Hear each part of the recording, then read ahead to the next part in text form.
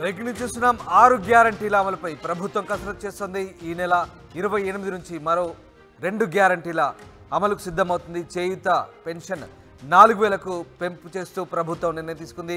ఇక 500కి subsidy gas సిలిండర్కు శ్రీకారం చుట్టబోతుంది. Pension పెంపుతో ఏటా 11,000 కోట్ల భారం పడే అవకాశాలు కనిపిస్తున్నాయి. 6 సిలిండర్లకు రాయితీతో దాదాపు 2,225 కోట్ల భారం పడబోతుంది. కాంగ్రెస్ ఆవిర్భావ దినోత్సవం సందర్భంగా పథకాల అమలు, మిగతా గ్యారంటీల కోసం 28 నుంచి దరఖాస్తుల స్వీకరణ ప్రారంభం కాబోతుంది. గ్రామాల్లో ప్రజా సభలు నిర్వహించి లబ్ధిదారుల ఎంపిక చేసే అవకాశాలు కనిపిస్తా ఉన్నాయి. మొత్తం మీద కాంగ్రెస్ ఆవిర్భావ దినోత్సవం సందర్భంగా ఈ పథకాల అమలుకు శ్రీకారం చుట్టబోతుంది ప్రభుత్వం. ఇక మిగతా గ్యారంటీలకు సంబంధించి 28 నుంచి దరఖాస్తుల స్వీకరణ చేపట్టబోతుంది. పెన్షన్ పెంపుతో దాదాపు 11,000 కోట్ల భారం పడే అవకాశం ఉంది. అలాగే సిలిండర్ రాయితీకి సంబంధించి 2,225 కోట్ల భారం పడే అవకాశం ఉంది. అయినప్పటికీ కూడా ఎన్నికల్లో ఇచ్చిన హామీల మేరకు కాంగ్రెస్ ప్రభుత్వం ఈ 2 గ్యారంటీలను కూడా ఈ నెలాఖరు నుంచి కూడా అమలు చేసే అవకాశాలు కనిపిస్తూ ఉన్నాయి. ఎస్, మా ప్రతినిధి మధు లైవ్లో జాయిన్ అవుతారు. మధు, 6 గ్యారంటీలకు సంబంధించి మరొక 2 గ్యారంటీలను ఈ నెల 28 నుంచి అమలు చేసేందుకు కాంగ్రెస్ ప్రభుత్వం సిద్ధమవుతున్నట్టుగా తెలుస్తుంది. దీనికి సంబంధించిన పూర్తి అప్డేట్స్ ఏంటి? ఎగ్జాక్ట్, ఇప్పటికే 2 గ్యారంటీలు అమలు చేస్తామనేటువంటిది కాంగ్రెస్ పార్టీ చెప్పే ప్రయత్నం చేస్తా ఉంది. ఎందుకంటే ఆ ఛార్జ్ తీసుకున్న తర్వాత, ముఖ్యమంత్రి అయిన తర్వాత మొదటి కేబినెట్ లో దీనికి సంబంధించిన నిర్ణయం తీసుకోవడం జరిగింది. అసెంబ్లీ మొదటి రోజే బ్రేక్ సెషన్ లో 2 గ్యారంటీల అమలుకు సంబంధించి అమలు చేసే ప్రయత్నం చేశారు. ఒకటి ఉచిత రవాణా కాగా, ఒకటేమో 10 లక్షల ఆరోగ్యశ్రీకి సంబంధించినటువంటి అంశం. ఇప్పుడు 28వ తారీఖు కాంగ్రెస్ పార్టీ ఆవిర్భావ దినోత్సవం ఉంది. సో దాన్ని మరొక 2 గ్యారంటీలను అమలు చేయడానికి వేదికగా మలుచుకున్నట్టుగా తెలుస్తా ఉంది. ఆ రోజు ముఖ్యమైనటువంటి కార్యక్రమాలు పార్టీ చేయనుంది. అందులో భాగంగా ప్రభుత్వం తరఫు నుంచి 2 గ్యారంటీల అమలు కోసం, ఒకటేమో 500 రూపాయల సిలిండర్ ఏదైతే హామీ ఇవ్వడం జరిగిందో, తెలంగాణ సంబంధించినటువంటి రాష్ట్ర వ్యాప్తంగా ఎక్కువగా మహిళల ఓట్లను గ్రాప్ చేయడంలో ఈ పథకం ఉపయోగపడింది అనేటువంటిది కాంగ్రెస్ పార్టీ భావిస్తా ఉంది. 500 రూపాయల గ్యాస్ సిలిండర్ ఒకటి కాగా పెన్షన్ గతంలోనే చెప్పారు. కాంగ్రెస్ పార్టీ అధికారంలోకి రాగానే 4,000 రూపాయల పెన్షన్ ఇస్తాము అనేటువంటిది హామీ ఇచ్చారు.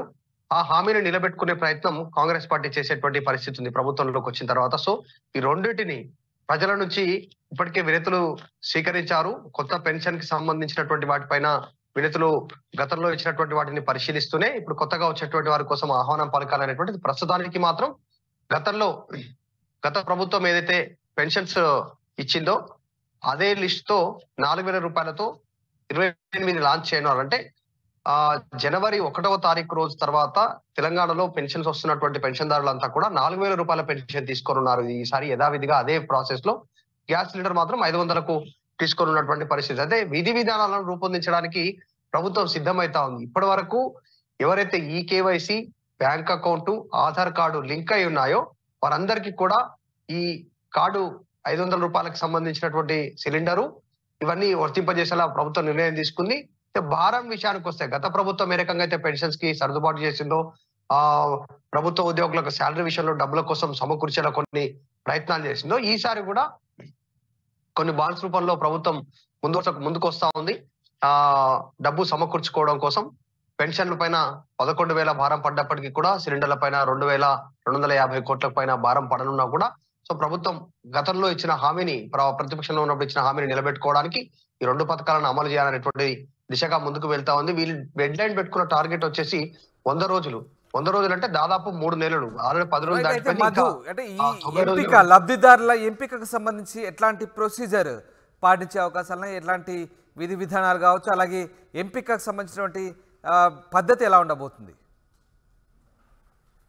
ఎగ్జాక్ట్లీ, లబ్ధిదారులకు సంబంధించి ప్రస్తుతం గతంలో ఏదైతే ఫాలో అయిందంటే కేంద్ర ప్రభుత్వం ఉజ్వల నుంచి స్కీమ్ కావచ్చు, రాష్ట్ర ప్రభుత్వం ఇచ్చినటువంటి స్కీమ్స్ ద్వారా సబ్సిడీ ఏదైతే గతంలో ఇవ్వడం జరిగిందో సిలిండర్ కి, అంటే మనం డబ్బు ఇంటికి వచ్చినప్పుడు, సిలిండర్ ఇంటికి వచ్చినప్పుడు డబ్బు ఇచ్చేటువంటి విధానం పూర్తి స్థాయిలో దాని మీద ఎంత ఉంటుందో ఆ రిసిప్ట్ మీద అంతే డబ్బు ఇచ్చిన తర్వాత తదుపరి దానికి సంబంధించినటువంటి అమౌంట్ మనకు బ్యాంక్ లో రిఫండ్ కింద వచ్చేది, సబ్సిడీ కింద వచ్చేది.